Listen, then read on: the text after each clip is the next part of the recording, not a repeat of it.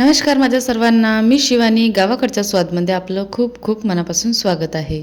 तर आज मी तुमच्यासोबत शेअर करत आहे पीनट बर्फीची रेसिपी, ज्याला आपण मुंगफल्लीची बर्फीसुद्धा म्हणतो आणि शेंगदाण्याची बर्फीसुद्धा म्हणतो. अतिशय खायला टेस्टी आणि मेन म्हणजे तर मुलांसाठी आणि स्वतःसाठी एक हेल्दी बर्फी म्हणून आपण खाऊ शकतो.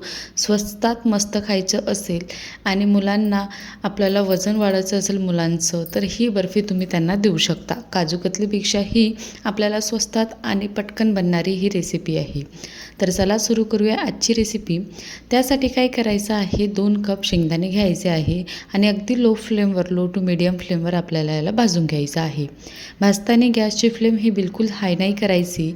आपल्याला लो टू मीडियम फ्लेमवरच आपल्याला हे असेच परतवत राहायचे आहे. ज्या प्रकारे तुम्हाला दाखवत आहे की शेंगदाण्याचे फूल इझिली निघत आहे, पण करपलेले नाही आहे, म्हणजे कलर चेंज झालेले नाही आहे. अशाच प्रकारे आपल्याला भाजून घ्यायचे आहे. भाजल्यानंतर थोडे थंड करून घ्यायचे, त्याचे पूर्ण फूल काढून घ्यायचं व मिक्सरच्या पॉटमध्ये पल्स मोडवर असं दरदरं वाटायचं सुरुवातीला. नंतर त्यामध्ये आपल्याला आता कोकोनट पावडर टाकायचं आहे 1/3 कप. त्याला थोडंसं मिक्स करून घ्यायचं आणि आता आपल्याला पल्स मोडवरच असं छान असं पावडर तयार होईल बा शेंगदाण्याचं, अशा प्रकारे वाटायचं आहे.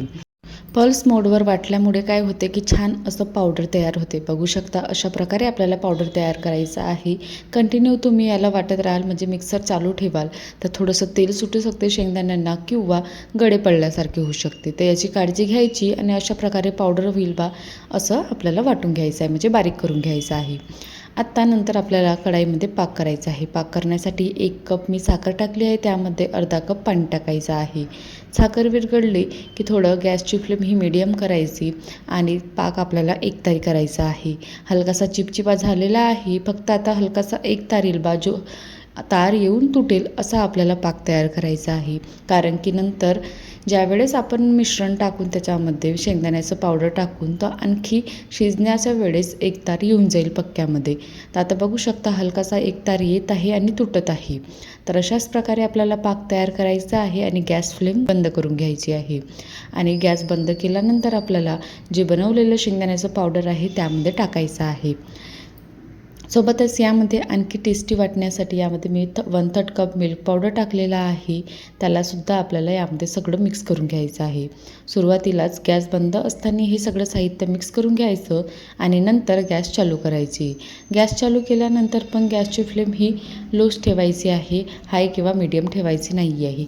आणि लो फ्लेमवरच आपल्याला याला असंच परतवत राहायचं आहे. सोबतच यामध्ये 1 ते 2 चम्मच मी तूप टाकलेला आहे. त्यालासुद्धा मिक्स करून घ्यायचं आणि जोपर्यंत घट्टसरपणा येत नाही, दाटसरपणा येत नाही, तोपर्यंत याला असंच फेळत राहायचं आहे. जसजसं हे शिजण्यात येईल, म्हणजे थोडंसं शिजायला येईल बा, त्यावेळेस काय होते, हे घट्ट यायला लागते. तर अगोदरपेक्षा आता बघू शकता घट्ट आलेलं आहे. चमच्यामध्ये इझिली हे छानपैकी असं बॅटर येऊन राहिलं आहे. म्हणजे आत्ता आपल्याला बॅटर हे तयार झालेलं आहे, म्हणजे बर्फीचं. आता काय करायचं, गॅस बंद करून घ्यायची. बंद करून झाल्यानंतर थोडं कढाईमध्येच असं पसरवत राहायचं, जेणेकरून लवकर थंड होईल बा. आणि जोपर्यंत हे थंड होत आहे तोपर्यंत काय करायचं, ज्या पण ट्रेमध्ये किंवा ताटामध्ये तुम्हाला बर्फी सेट करायची असेल ना, त्याला तूप लावून ठेवून द्यायचं. तर मी ताटाला तूप लावून ठेवून दिलेलं आहे. आता जे बॅटर आहे ते थोडं थंड आहे, म्हणजे कोमटसर झालं आहे. तर त्यावेळेस काय करायचं, पूर्ण बॅटर आपल्याला त्या ताटावर असं पसरवून घ्यायचं आहे. तर अशा प्रकारे एकदा आणखी चेक करून घ्यायचं थोडंसं, की याची गोळी बरोबर तयार होत आहे की नाही होत आहे. आता बघू शकता छान अशी गोळी तयार होत आहे, म्हणजे आपली बर्फीसुद्धा बरोबर ही सेट होईल बा. हाताला चिकटत नाही आहे. आणि अशा प्रकारे हे परफेक्ट असं बर्फीचं बॅटर तयार झालेलं आहे. मिश्रण तयार झालेलं आहे. तर आता याला एकतर तुम्ही वाटीला थोडंसं तूप लावून बरोबर याला सेट करू शकता, किंवा अशा प्रकारे चमच्याला हलकंसं तूप लावायचं, म्हणजे चमच्याला जे सारण आहे ते चिपकणार नाही आणि छानपैकी असं आपल्याला याला सेट करता येईल. तर अशा प्रकारे मी स्क्वेअर शेपमध्ये थोडंसं सेट करायला ठेवून दिलेलं आहे. कमीत कमी तुम्ही याला एखादा तास असं खुल्यावर ठेवू शकता, किंवा अर्धा तास फ्रीजमध्येही ठेवलं ना, किंवा 20-25 मिनटं, तरीसुद्धा ही छान अशी सेट होते. आता सेट झाल्यानंतर मी यावर थोडंसं सिल्वर वर्क लावलेलं आहे. आणि आता अशा प्रकारे तुम्ही याला काजू किसमिस बदाम जी काही आहे त्याच्याने सुद्धा गार्निश करू शकता तुम्ही. तुमच्या आवडीनुसार याला गार्निश करू शकता. मी थोडं सिल्वर वर्क होतं माझ्याकडे त्याच्यामुळे ते मी ते लावून घेतलेलं आहे. आणि आता आपल्याला हे पीसेस कट करून घ्यायचं आहे. ज्याही शेपमध्ये तुम्हाला कट करायचे असेल, डायमंड शेप किंवा स्क्वेअर शेप किंवा सर्कल शेपमध्ये, त्या प्रकारे तुम्ही याला कट करू शकता. इझिली ही छानपैकी अशी कट होते आणि इझिली निघते सुद्धा. अशी चिपकणार नाही, म्हणजे ताटाला वगैरे नाही का असं चिटकट नाही, छानपैकी अशी पटपट निघून जाते. तर अशा प्रकारे मी सगळेच पीसेस स्क्वेअर शेपमध्ये कट करून घेतलेले आहे आणि अतिशय खायला टेस्टी आहे. मेन म्हणजे तर हेल्दी आहे आणि स्वस्तात पडणारी आहे. नेहमी आपण मुलांना काजूची बर्फी किंवा इतर महागड्या बर्फ्या नाही देऊ शकत, तर ही वाली हेल्दी आणि वजन वाढीसाठी ही बर्फी आपण त्यांना करून देऊ शकतो. तर अशा प्रकारे बघू शकता की ती पटकन निघत आहे आणि तुम्हाला मी तोडूनसुद्धा दाखवते.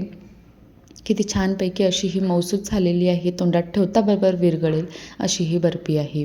आणि दुसरं म्हणजे याचं टेक्स्चर बघू शकता, अगदी असं वाटते की काजू कतलीसारखी झालेली आहे. आणि दुसरं म्हणजे वेळसुद्धा जास्त लागत नाही आणि साहित्यसुद्धा जास्त लागत नाही. अगदी कमी साहित्यामध्ये कमी वेळामध्ये आपण ही बर्फी मुलांना देऊ शकतो. आता बघू शकता याचं टेक्स्चर वगैरे खूप छान झालेलं होतं आणि परफेक्ट अशी सेट झालेली होती. अशा प्रकारे ही शेंगदाण्याची बर्फी तयार झालेली आहे. कशी वाटली तुम्हाला आजची ही शेंगदाण्याची बर्फीची रेसिपी? आवडली असेल तर नक्की बनवून बघा. आणि आपले सण-त्योहार आता सुरू झालेले आहे, त्या सणात्योहाराला ही बर्फी बनवून एन्जॉय करा. तर अशाच प्रकारे व्हिडिओ बघत राहा, एन्जॉय करत राहा आणि माझ्या चॅनेलला सबस्क्राईबसुद्धा करत राहा. चला तर टेक केअर, बाय.